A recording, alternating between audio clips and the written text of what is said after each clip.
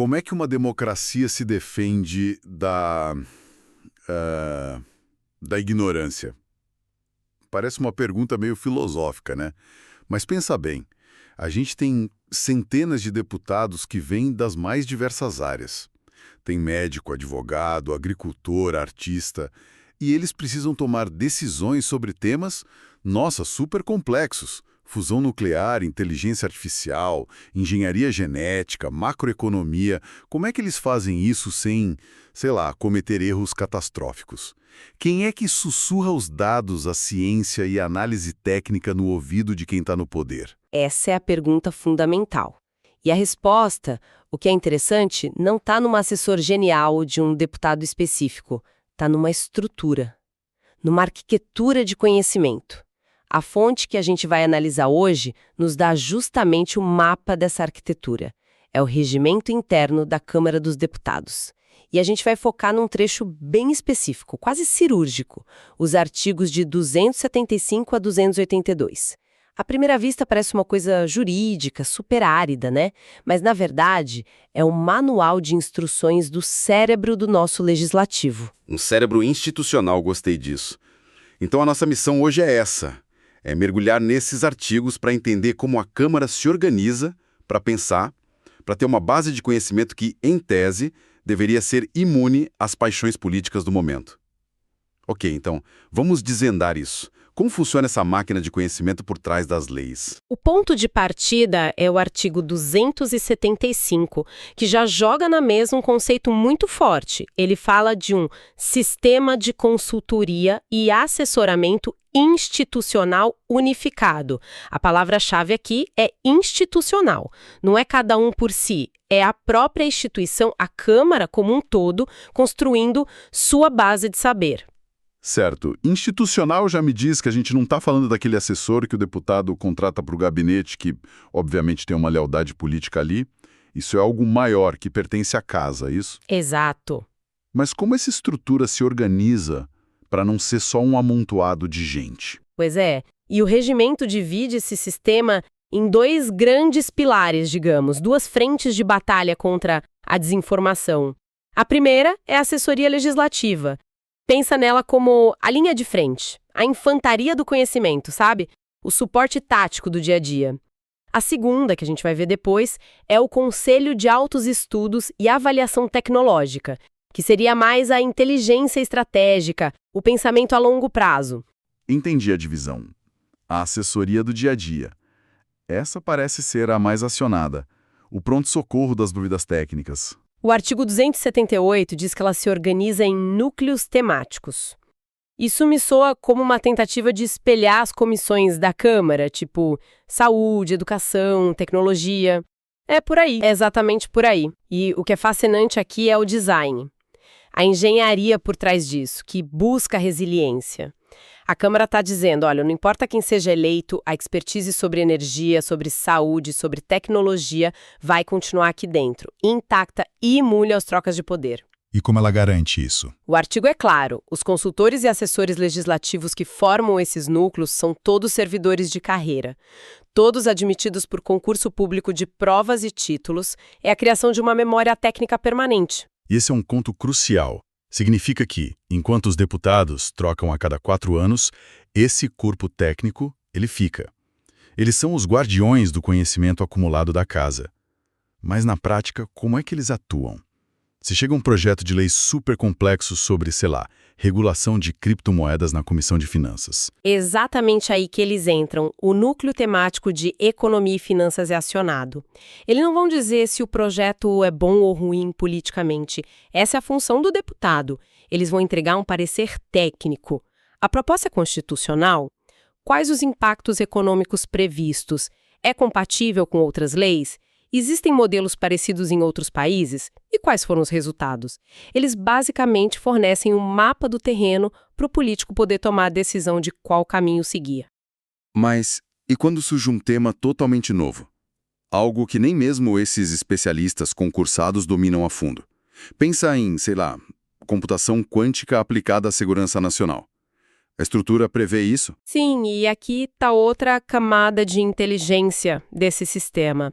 O mesmo artigo 278, nos parágrafos 3º e 4º, dá a essa assessoria uma ferramenta poderosa. Ela pode oficialmente dizer: este assunto ultrapassa a nossa capacidade interna atual. E, a partir daí, recomendar a contratação externa de especialistas, de universidades, de instituições de pesquisa de ponta. Ou seja, a Câmara admite as próprias limitações e cria um mecanismo para buscar conhecimento de ponta fora dos seus muros. Espera um pouco. Isso muda a minha percepção. Eu sempre imaginei que, para temas assim, os deputados dependiam muito de audiências públicas ou, vamos ser francos, do lobby de empresas interessadas para ter acesso a esse nível de conhecimento. Exato. Isso quer dizer que eles têm uma linha direta com a ciência, com a academia, sem precisar passar por intermediários com interesses próprios? Em tese, sim. A ferramenta existe exatamente para isso. É um mecanismo que busca fornecer uma visão técnica o mais isenta possível, para contrabalançar as inevitáveis pressões políticas e econômicas. É a defesa do dia a dia. Ok, se essa é a defesa do dia a dia, vamos agora para o que você chamou de inteligência estratégica, o segundo pilar. O Conselho de Altos Estudos e Avaliação Tecnológica. O nome é quase cinematográfico. Soa como um oráculo da Câmara. Eles estão tentando prever o futuro? Ou é mais sobre avaliar o impacto de tecnologias que já estão batendo na nossa porta? É uma mistura dos dois, mas com o foco bem claro. O papel deles, definido no artigo 276, não é analisar projetos que já estão tramitando. É olhar para o horizonte.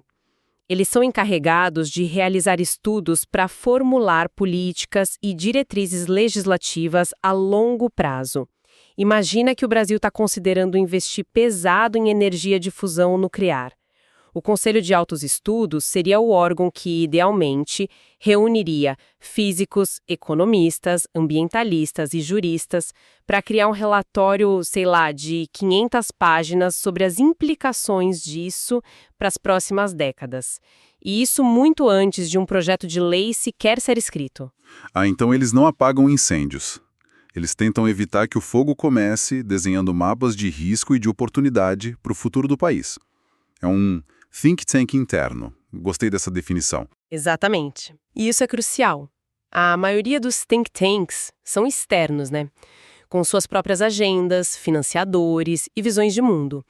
Ter um think tank interno, em tese, dá ao legislativo uma capacidade de formular grandes estratégias para o país, que não dependam só das propostas que vêm do Poder Executivo ou de lobbies. É uma ferramenta de soberania intelectual.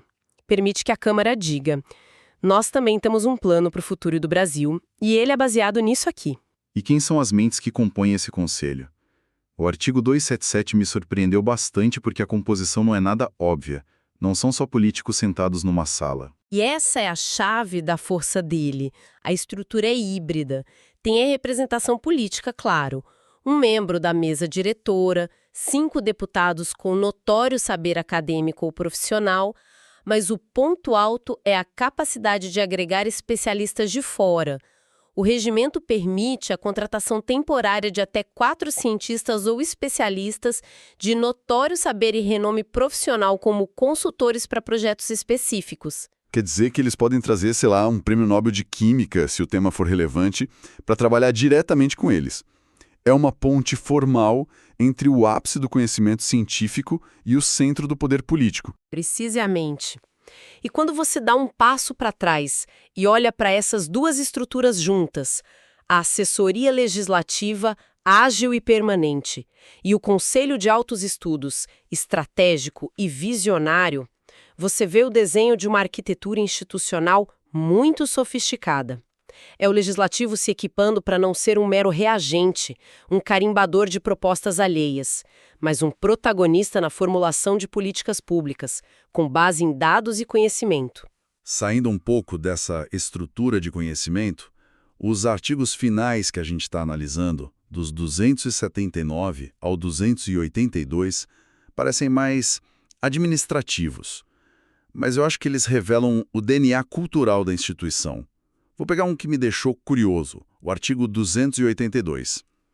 ele proíbe dar nome de pessoas vivas a qualquer sala, corredor ou prédio da Câmara. Por que uma regra tão específica? Para evitar a saia justa, basicamente. Homenagear um político que está em alta hoje pode virar uma dor de cabeça enorme amanhã. A história é cheia de heróis que se tornaram vilões, né? A regra é uma proteção para a própria imagem e impessoalidade da Câmara. Ela estabelece que as honras devem ser prestadas a figuras cujo legado já passou pelo filtro do tempo, que já está mais consolidado e menos sujeito a controvérsias. Faz sentido, mas isso não poderia, sei lá, engessar o reconhecimento de grandes personalidades que ainda estão contribuindo? Por exemplo, um cientista renomado que fez uma descoberta crucial para o país. A regra não abre mão do reconhecimento em vida em nome de uma cautela que talvez seja excessiva? É uma troca, sem dúvida. A instituição opta pela prudência histórica em detrimento do reconhecimento imediato. A lógica é que a Câmara, como instituição permanente, deve honrar legados permanentes.